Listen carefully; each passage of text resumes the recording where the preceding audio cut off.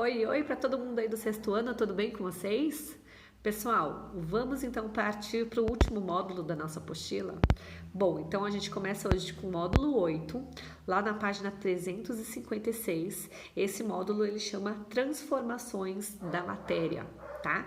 Então nós já vimos na aula passada, nas aulas passadas, né, que matéria é tudo aquilo que tem massa e que também apresenta volume.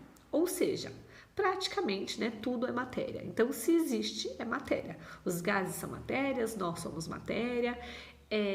A matéria é algo que existe, que tem massa e que tem volume.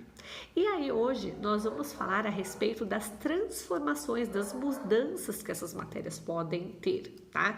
Então, toda matéria a gente sabe que ela pode se transformar, tá? E dependendo da transformação que ela apresenta, nós podemos classificar como transformação física ou transformação química. É exatamente esses dois tipos de alteração, de mudança, que hoje a gente vai trabalhar, tá? Então vamos entender primeiro a transformação física. Então, a matéria, ela pode se transformar fisicamente. Essa transformação, essa alteração será física quando a gente tiver mudança da forma da matéria ou mudança do estado. Então, de sólido foi para líquido, de líquido foi para gasoso, ou a mudança do estado físico, ou então a mudança na forma. A mudança física, gente, o processo físico, mostra pra gente que a matéria, ela teve uma alteração, porém ela não formou novas substâncias, ela continua a mesma coisa, porém, ou o formato dela, ou o estado físico é que mudou. Tá? Mas ela em si, ela não muda.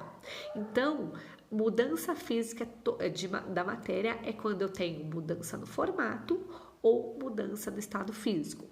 Fazer um exemplo bem tranquilo para vocês entenderem essa mudança física no formato. Por exemplo, pego lá, pego aqui uma laranja. Tá? A laranja tá desse jeito. E aí eu começo a picar essa laranja, tá? Descasco a laranja e começo a picar. Vamos ter essa laranja inteira e essa laranja picada é a mesma substância? É a mesma substância. O que variou? Apenas o formato dela, a forma dela. Ou seja, esse é um exemplo de processo físico a qual eu alterei apenas a forma da laranja.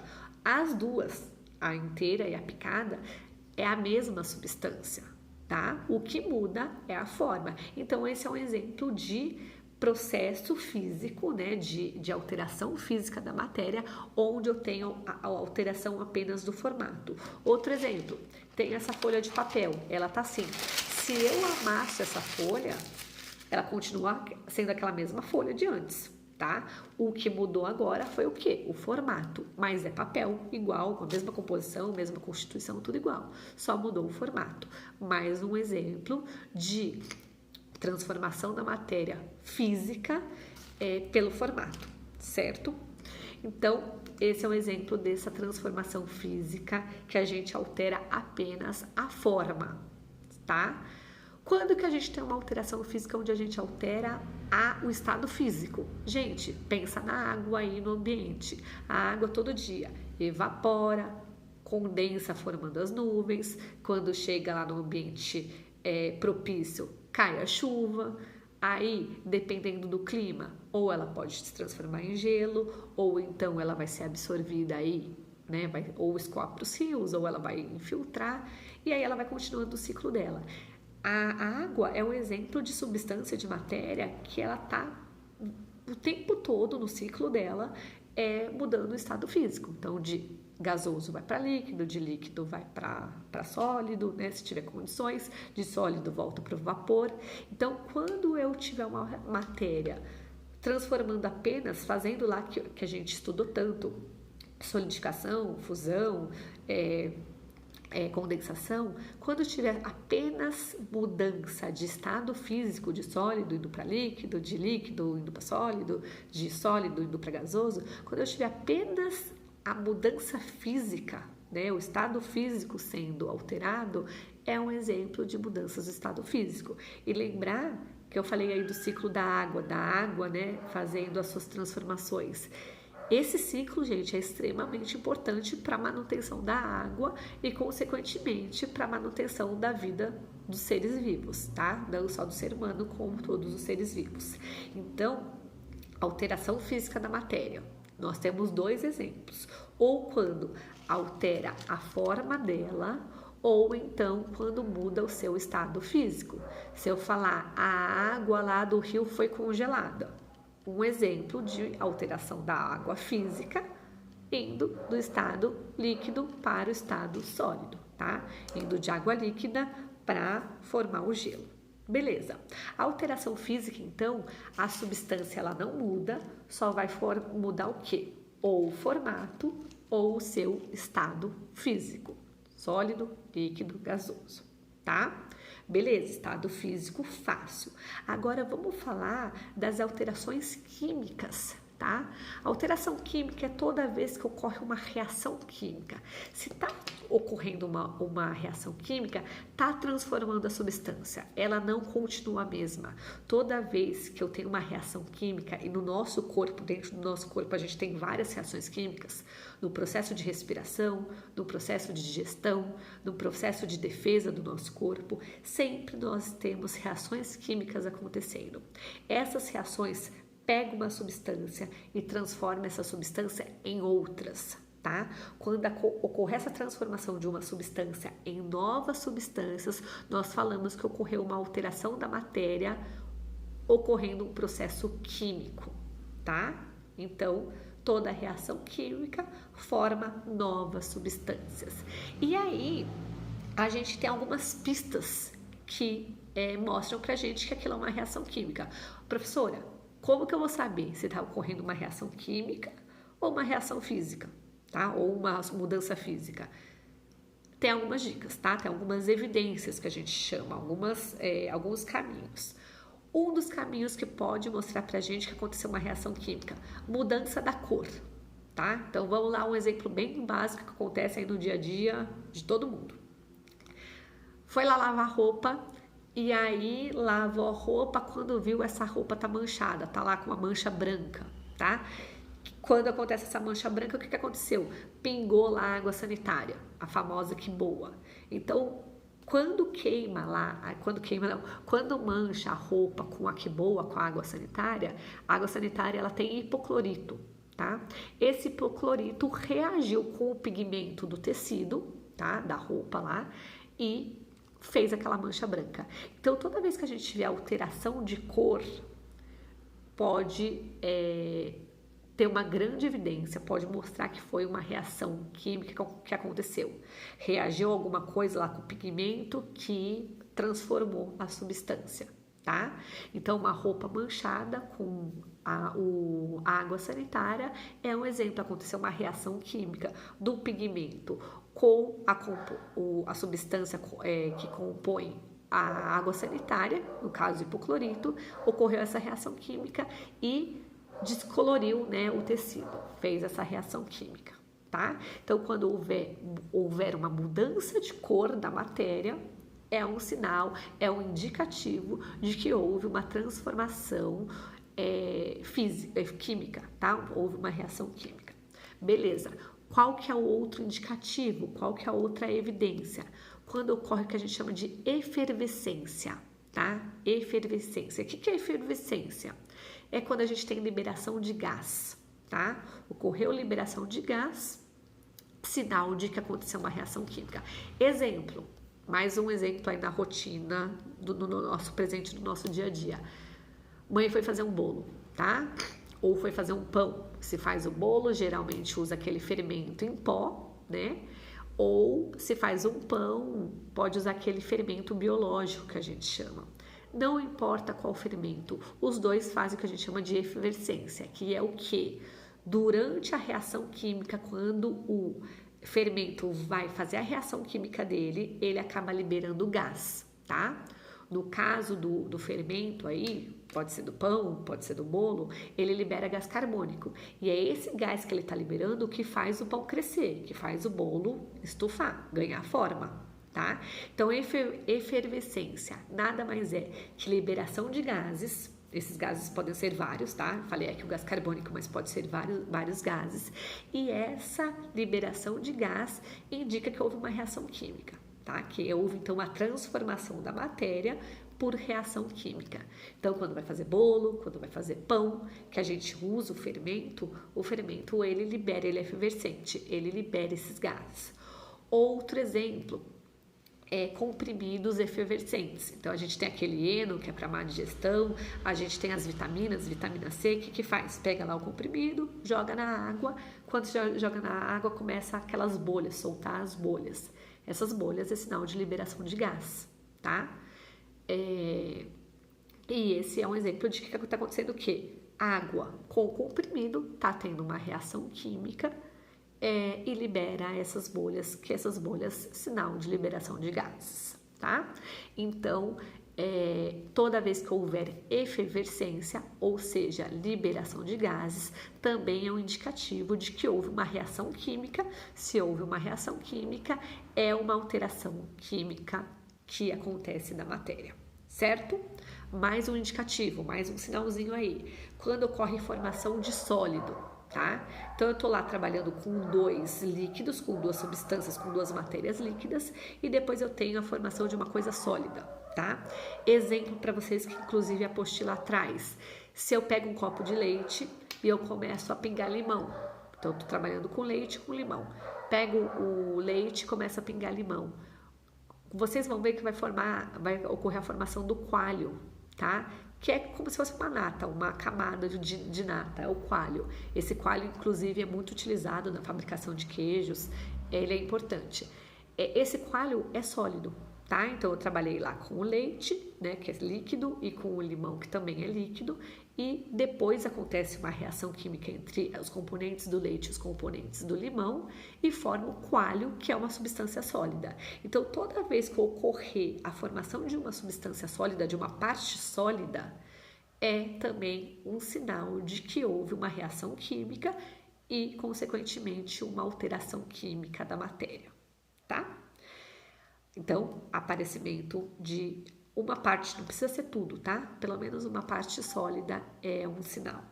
E por último é quando a gente tem um aparecimento de chama, tá? O fogo, faísca, luminosidade, qualquer coisa que mostre uma energia, uma luz, é sinal de que ocorre uma alteração química. Então, toda vez que a gente colocar fogo, toda vez que a gente está lá tendo contato com a tomada e sai uma faísca, isso é sinal de que ocorreu uma reação química, tá? Então, as energias estão envolvidas aí, a energia, o calor, né, formado aí pela chama, pelo fogo, esse calor, essa energia fez acontecer, né, promoveu uma reação química, tá? Lembra lá que quando a gente fez o experimento da vela, a parafina era o nosso combustível, então toda vez que tiver chama, tem que ter um combustível, tá? Então a parafina era o nosso combustível. O combustível sempre vai ter que ter um comburente. O que é o comburente? O comburente é com quem vai reagir com o combustível, tá? Geralmente o comburente é o oxigênio, o gás oxigênio que alimenta a chama, que alimenta o fogo. Então o oxigênio age como comburente. E aí a gente tem que ter uma energia, essa energia vem por onde? Pela chama, pelo fogo, pela faísca, que é a energia inicial que precisa para que o combustível ele queime, né? Ele faça um processo que a gente chama de combustão. O que é combustão? Queima de combustível. Então, quando ocorre uma combustão, que é uma queima, é um sinal de que houve uma reação química, tá? Então, a gente, os chefes de cozinha usam muito uma técnica que chama flambar, tá? Então, eles jogam lá vinho, cerveja, e esse álcool é o combustível. E aí ele pega lá fogo lá para cozinhar, para soltar o aroma, enfim, para soltar as substâncias lá para carne, enfim, para o doce, o que ele estiver fazendo. Então ele coloca fogo ele joga lá o álcool, né, que vem geralmente de uma bebida alcoólica, aí ele coloca o fogo da chama, do fogão, pega no álcool, pega fogo. Isso a gente chama de flambar. Então, esse flambar é um exemplo também de aparecimento de chama, tá? Que é o outro indicativo de que houve uma alteração química, porque teve uma reação química acontecendo. Se tem uma reação química, o que acontece? Formam novas substâncias. Se forma nova substância, é uma alteração da matéria que aconteceu de forma química, tá? Não foi física. Física é só quando a gente altera formato, a forma da matéria e o estado físico da matéria, certo? Então era isso que a gente tinha que ver. As transformações da matéria, elas podem ser físicas ou químicas. Física leva em consideração a alteração da forma e a alteração do estado físico, e a alteração química, ela leva em consideração reações químicas que acontecem. Se está ocorrendo reação química, ocorre também a formação de novas substâncias. Essa é a grande característica de uma alteração química. A produção, né, a formação de novas substâncias. O que faz formar novas substâncias? Mudança de cor, efervescência, o aparecimento de alguma chama, de algo de fogo, e também a formação de alguma parte sólida quando a gente trabalha com líquidos, certo? Então, esses são sinais de que provavelmente houve uma reação química, está acontecendo uma reação química com a matéria, tá? Para finalizarmos, eu queria mostrar para vocês que toda vez que acontecer uma reação química, a gente pode esquematizar, a gente pode resumir essa reação química com uma equação química, tá? Então, lá na página 363, vocês têm um exemplinho aqui de uma reação química. E aí, por exemplo, vamos lá, quero fazer uma transformação. Sabe a palha de aço aqui, né? Que a gente usa para limpar a panela, ela é feita principalmente de ferro, tá? E quando eu não uso, ela tá assim, belezinha, né? Ferro. Aí, quando ela entra em contato por muito tempo com o ar atmosférico, lembrar que o ar atmosférico ele tem oxigênio. Então, quando ele tem presença de oxigênio e presença de umidade, ou seja, de água, então a hora que eu usar essa palha de aço aqui, colocar água, que eu estou contribuindo para ter umidade, e ele tiver acesso, né, ao ar que tem oxigênio, ele vai começar a fazer o que a gente chama de oxidação.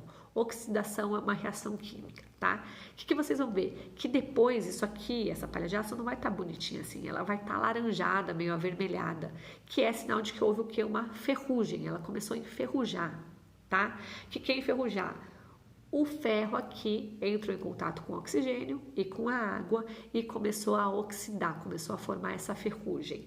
Essa ferrugem é alaranjada, geralmente vai começar a formar pontos mais na superfície e depois vai entrando, né, na matéria, que no caso essa palha de aço.